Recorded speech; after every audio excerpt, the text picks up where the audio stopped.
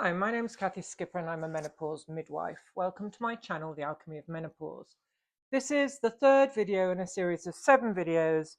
Each week I'll be talking about one of the chakras and how we can work with the energy of each chakra as we go through menopause. So this week is the third week. If you haven't listened to the 2 previous ones, it would make more sense to you as there's a sort of progression.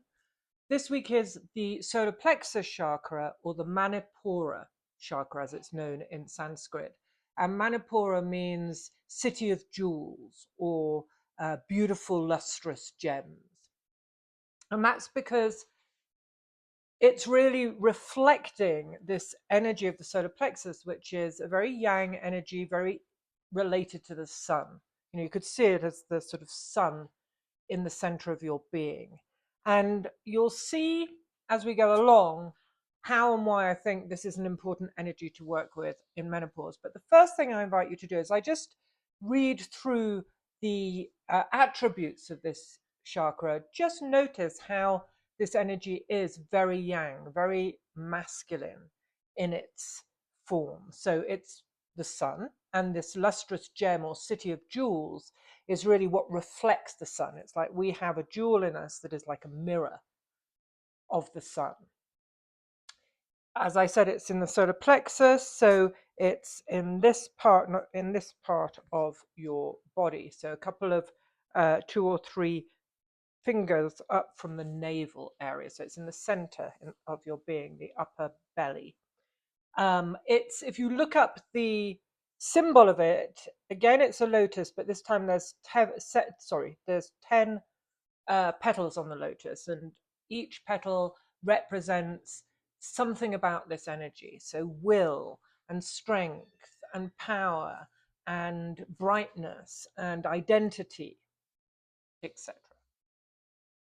And as well as being very sun-like, this energy, it also has the energy of fire, which of course goes well with the sun. It's the same kind of energy. It's the energy of warmth, of fire, of transformation, and its function. So if you remember the first video, we talked about the root chakra, the Muladhara, and that's this foundation, this rootedness, like the roots of the tree, without which we can't do anything. We have to start there. And then last week I talked about the seat of the self, like the cauldron or the bowl that sits on these roots. Like you imagine the roots, the trunk, and then this beautiful bowl of water where the movement and the connection and the feelings are in movement. It's not at all static. When it's stagnant and static, there's something wrong with that. It has to always be in flow. Flow is very feminine. The second chakra has a very, very yin feminine energy. And then in that bowl, in that cauldron, we have the possibility of transformation, and not just transformation, but our identity as we shine it into the world, like the mirror of the gems and the sun, our, our will, our direction, our intention, our purpose. And so we need those other 2 chakras to be well worked with before we come to this third chakra. And these 3 chakras are the root, the foundation in their own way. They're very connected, and they are important to really work with, especially at menopause, before we go on to the higher chakras, which we'll meet. So there's this energy of self-esteem, assertiveness, who I am, how I get my will into the world in the best possible way. And this is so important at menopause, as we all know, because many women complain about a lack of identity. Suddenly their identity as fertile young women is starting to fade away, and they don't know who they're becoming. And that's completely normal because we are in a liminal phase. And I will tell you how we work with this sun energy to feel better about ourselves, to do the work of healing that comes up in menopause. But let's just go through the list first. So the glands that are connected to this chakra are the pancreas and the adrenals. Again, about force, vital life force, as we go into the world, the adrenals especially bring this G energy, or this Jing energy, this um, vital life force that pushes us into life as our individual beings that we are. Even though we're all connected, we have a personality, we have a self that we identify with in this lifetime. The body parts that are connected to this is the digestion, very much the digestion. If you've had problems with your digestion, or you're having problems with your digestion, you can also work with the solar plexus energy to try and get that moving. You know, the fire of digestion. We put ginger in our tea to get that fire going, to get that digestive fire working at its best. And the other part of the body that's very much connected with the solar plexus are our muscles. And, you know, if you think of movement and vital life force, that's what moves us, and our muscles move us into life. The two planets are, as I've already spoken about, the Sun and Mars. And again, we have this yang energy, this fighter energy, this masculine energy that's connected through Mars to this chakra. And so the words I can. And this is huge at menopause, because often if you listen to women, they're in a sort of in a state of I can't. I don't know what's happening. I feel confused. I feel overwhelmed. I don't know who I am. I can't. And we really have to work on transforming this to I can. How do we become sovereign? How do we enter into the next stage of our life, which can last 2 or 3 decades before we're a crone? And have this vital life force, have this will, have this purpose, have this I can. And that's part of the process of menopause. That's the rewriting of the narrative. We shouldn't listen to a tragic narrative of menopause. This is a real maturity. And not a maturity in terms of old age. Look, we have our lives ahead of us. It's a maturity in the sense of who we really are. And that's what I want to get to. So what I want to get to is this model of health. And I've spoken about it a lot in this channel. And it's very important here with the Manipura chakra, because the model of health that in depth psychology we're working towards is a balance between the yin and yang energy within us. Or we could say between our conscious and unconscious awareness within us. Or, as I like to say, between our inner masculine and our feminine, the marriage, the sacred marriage within us. And so, yes, we've looked at this energy of the Sun and Mars and, you know, really getting out there. But my proposition to you, whilst you're in the liminal phase of perimenopause, is to really look at how this plays out within us.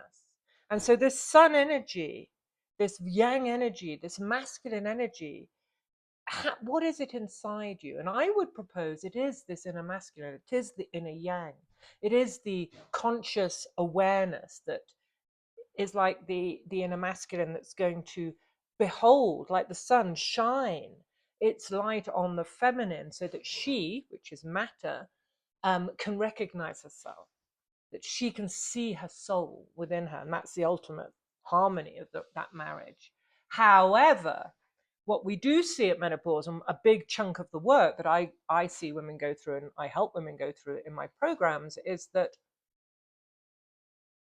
they get to menopause and this Sun Yang Mars-like energy has been shaped by our patriarchal society. So instead of shining its light on the feminine and coming into this beautiful harmonic relationship, a lot of women find they have a deep inner critic, an inner tyrant, a voice that tells them they're useless, that no one's going to love them, that now they're losing their youth, who do they think they are? Older, more powerful women, no way. You know, they have, and this often plays out on the outside in their relationships, but ultimately this is an inner relationship. So Manipura in menopause is all about looking at how this Sun solar identity, self-esteem, self-worth, yang, inner masculine energy is playing out within us. That's the key. And this will bring consciousness. We want to bring consciousness, not an I can't energy, not I'm an overwhelmed energy, not this is terrible energy, but a consciousness energy, questioning. What is this relationship I have with my inner masculine? What state is it in? What do I need to do to bring it back into a healthy state? What are the patterns I've inherited through the women in my line and their relationships with men that have ultimately ended up with this inner tyrant? I had a big inner tyrant that I really had to spend a lot of time dealing with. So the aim is, as I said, we need a sacred relationship with our inner masculine, or we need a relationship with our sacred inner masculine. We need this healthy sun energy, not a domineering energy. And you can see this, if a Manipura chakra is full of excessive energy, it will be, in Jungian terms, we call it an animus possession. It's as if the inner masculine is possessing the woman. Her feminine is tiny and overwhelmed and repressed, and every time she tries to say something or feel something, the masculine comes in. Who do you think you are? Within her. So it's a very dominant energy, very left brain, can be very angry. And so we want to look at this. We want to analyze and diagnose during menopause what is happening there so we can work on it. The other key here is the deeper we go into the feminine, the more this masculine energy is exposed. Is he supportive? What's happening there? And so menopause being a feminine initiation, it is completely normal that work on this chakra and this balancing of these energies is primordial. It's a new cycle. We're going towards a new cycle in our life. We're bringing new awareness, not so much to our outer relationships, except in how they mirror our inner relationships. That's the key. We're bringing a new awareness to who we are, what we're carrying within us, these parts that need to come together for us to be our creative self, for us to have a healthy identity in the world. So if you look online at some of the Sanskrit symbols of Manipura, you'll see the 10-leafed lotus, and you'll see often a ram in there. And the ram, again, is this very masculine energy, very strong, very, strong. The rune, it makes me think of the rune, if you're into the runes, that is really connected to this chakra, and it's the rune of Thurisas, which is the rune of strength, the ox. The ox had the yoke, and they used their strength to move forward and plow the fields, etc. So there's a strength in this energy, but we want to be sure that this inner strength isn't possessing us and dominating the feminine. We want it to be in harmony. This sunlight energy needs to love the feminine, needs to want to cherish her, needs to behold her, shine on her. So really it's about looking at where we're a victim. And this story of women being victims is a very valid story, and it will come up. You might very well feel like a victim at menopause. I did. My victim story really came up until I realized, by looking back at my mother's story, my grandmother's story, my great-grandmother's story, that they were all victims in some way of patriarchy. So here again at the Manipura chakra, we're looking at, well, what is my victim story as a woman who's been on the shoulders of many women going through patriarchy? And how do I change that? It's time to rewrite that story, so we don't have to be a victim anymore. So really, at this part of the journey of menopause, where we're really working on the Manipura chakra, it's about the opportunity to awaken to our highest consciousness. So step one is looking, well, what's happening? What's keeping me back from my highest consciousness? And where's the sacred masculine in all this? Has my sacred masculine been dominated as well by this part of the masculine that's identified with patriarchy? These are all the questions that are going to come up. The main sort of difficulty, sorry, I'm sweating, it's hot, and the main difficulty that many women come up with in the Manipura chakra is a diminished energy there. And that gives over a very codependent energy. A woman who is lethargic, who only sees herself in relationship to others, who tries to be everything for everyone else or answer to their needs and sort of denies her own. There, the Manipura chakra is not shining as it should. It's been diminished. It's been kind of worn out by this codependent energy. So I'm going to give you a few questions here that might help, just journaling on them to see what's happening. So to see whether that's what's happening to you and you're in a codependent state, these are the questions that I would ask yourself. Are you trying to constantly please others? Could be your partner, could be at work, could be your children. But is that your energy, always trying to please others? That means you're out there, you're out of yourself. And we want to work with this energy within. This is about you, not you helping others, but you finding your identity, your will, your purpose, and your healthy Manipura chakra. Question 2. Are you anxious about how you will be received if you do stand up and own your truth and transform yourself and really go for it? Does it worry you? Will you still be loved? Will people accept you? Will you be criticized? Will your husband leave you? Or whatever it is. So there again, we see if that is the case, then you're worrying too much about others. And again, we need to come back into this center, this sun center inside.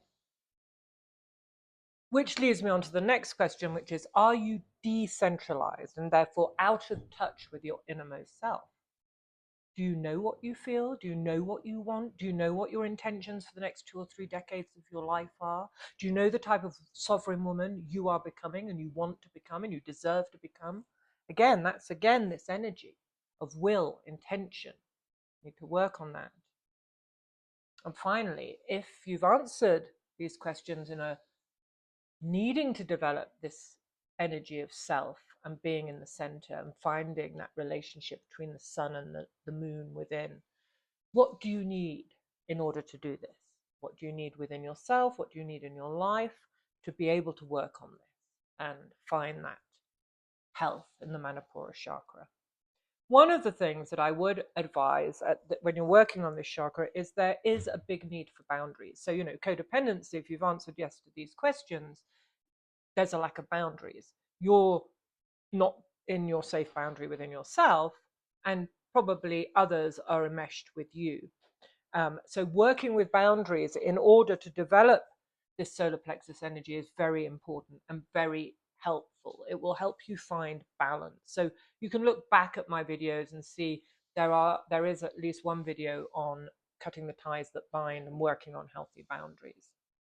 And the more you work on this development of your own inner strength, your own relationship between these parts of yourself, the stronger it will get. It's like a muscle, really, this personal will, personal identity, knowing what you feel, knowing what you think, and being able to express that. The more you do that, first it might feel scary, but the more you do it, the easier it gets, because that muscle gets stronger. The other key to this work with the Manipura menopause is that at menopause, there's a shift from our personal sort of focus, bringing up our children, our lives, our creative projects, our jobs. There's more of an awareness, a natural, triggered by our hormones, triggered by the life cycles, more of an awareness of the collective and a higher purpose, a higher consciousness. And I think this really is connected to the Manipura chakra. The questions here to ask yourself is, what is my higher purpose? What do I truly believe in? And how, in my own way, in my own life, as I go through this process towards my own maturity and my sovereignty, can I honor my beliefs and this higher purpose, even if it's in little steps in your life? How can I make those first steps to honor that? Just looking here, I've got the yarrow. If you are working with boundaries, very, very quick thing to do as you wake up in the morning, put a little bit of yarrow there, smell it, and then just sort of direct the aromatic molecules around your aura. When I need to really work on my boundaries, I will do this when I get up in the morning and as I'm, getting dressed. It's part of my hygiene. And you'll feel that strength between you and the world, that you are safe in your personal space. Okay, so I would advise you, if you, on a practical level as well, to work on the Manipura chakra, is to ask yourself and to sit down and give yourself some time to make some really deep, focused intentions, true to you, true to your heart. Give yourself an evening and make some intentions about how to direct your will What is important to you as you move forward? And what do you believe is important collectively that you want to be a part of? Often this will come naturally up as you go through the menopause journey. I know a lot of women in my program, this naturally comes up, or we work on it at the beginning if they're feeling a little bit unfocused. But we all have a gift to offer the world, the collective, by being honestly ourselves, by having that sun shining, by having our will shining out into the world. And so the key to remember is when you're feeling overwhelmed and you're feeling you're full of these wounds and the inner masculine's dominating and how you're going to get through this menopause journey, just remember this. Your gift to the world, your shining solar plexus, your will and intention often will be the other side of your wound. That's the wounded healer in depth psychology. And we are all wounded healers. That's the nature of being human. And so when you're feeling overwhelmed, remind yourself of that. The other side of this, if I do this work and I trust that I will get to the other side, and you will, you don't know when, but you will, then I'll find my gift to the world just by being myself. Okay.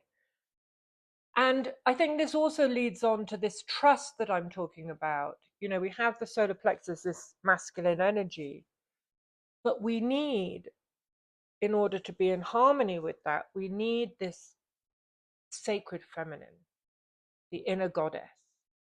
She will show you the way, and she will let you know if this masculine energy within you is out of balance and needs, to be dealt with. If you've got a very huge inner critic, you're going to have to deal with that. I'll try and do a video on that at some point. So the other aspect of Manipura on a negative level is shame. So self-esteem and shame are in a way opposites. So it can go one way and you can really delve into the work and come out and find that sense of self-esteem that comes through having gone through your wound, done your healing, faced yourself, gone into the underworld. Or you can stay with this feeling of shame, and it could be shame from how you were made to feel as a child, but it could be the shame that society makes women feel about getting older. And I think that's the key at menopause, is to look at that. Am I buying in to this mainstream dialogue and narrative that I have to, spend my money and energy trying to stay young, or else I will not have a place in society. I will not be empowered in any way. And that's where a lot of shame that women feel about getting older and needing the time alone and doing this inner work. But very important there. If you feel resistance, and resistance is the opposite of our empowerment, I would take some time to notice where that resistance is coming from. And this goes back to boundaries. What is mine and what isn't? Is this resistance coming from an inner masculine voice that is not helpful and that needs to be worked on so that you can disactivate it? Does this resistance come from fear of losing your place in society, losing your looks, losing your youth?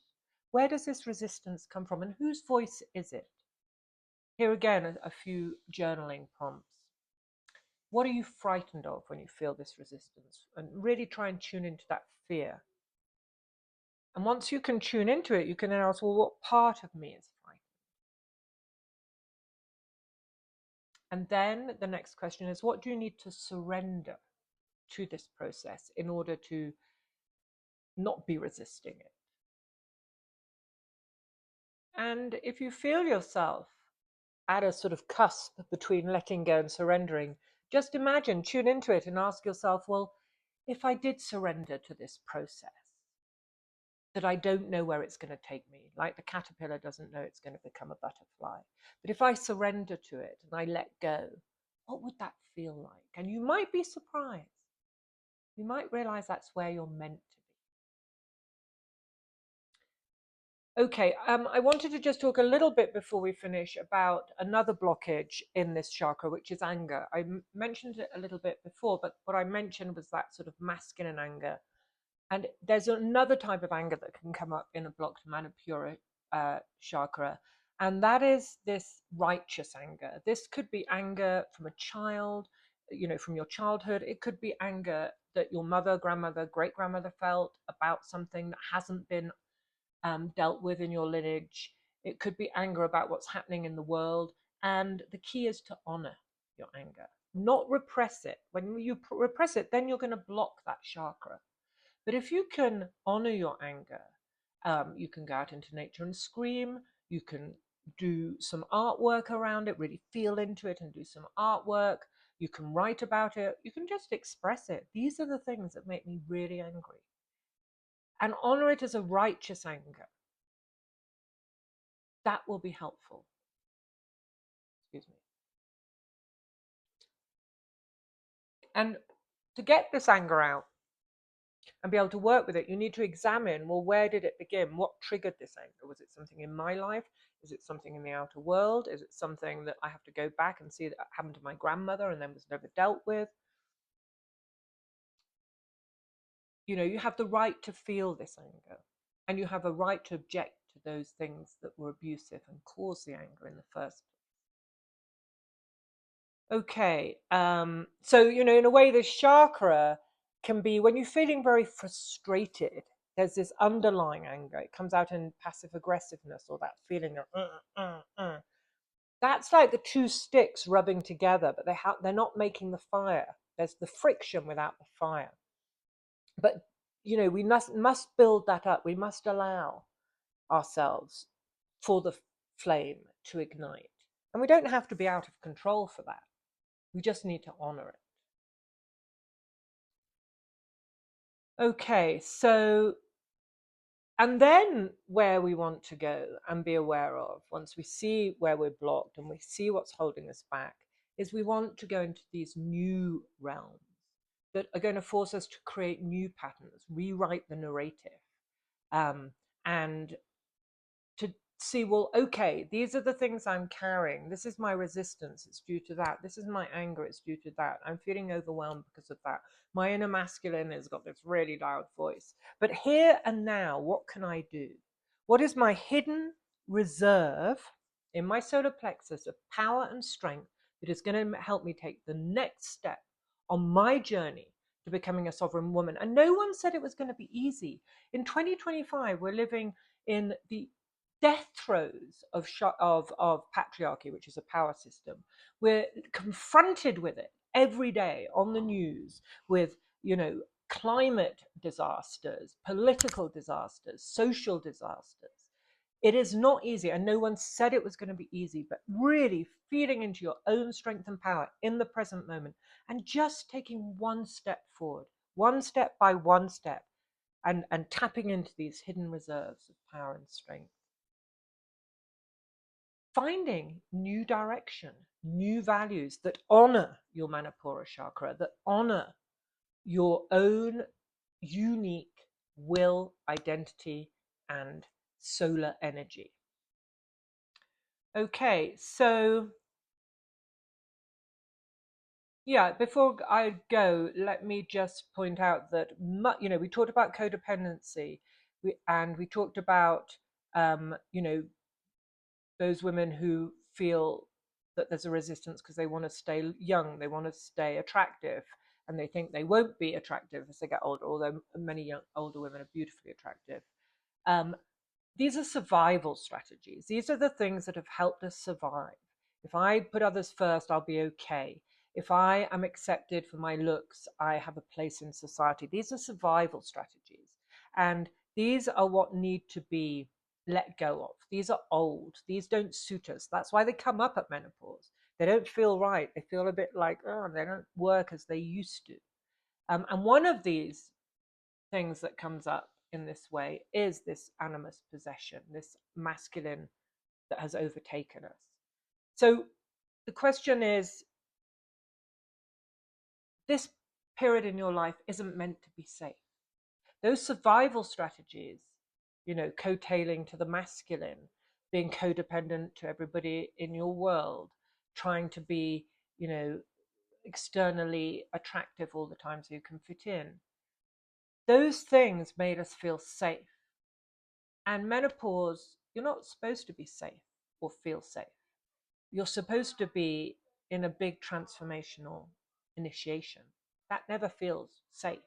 And it isn't a time to be putting in safety or survival strategies. It's a time for really diving, trusting inside yourself, deep in yourself, in your unconscious, and knowing that the dark goddess, knowing that the divine feminine will lead you. That's the key. These survival strategies we've put into place aren't anything to do with the divine goddess or the divine feminine. They're to do with surviving in patriarchy. That's what's going. And here we have to trust the inner feminine in order to become the woman we're meant to be.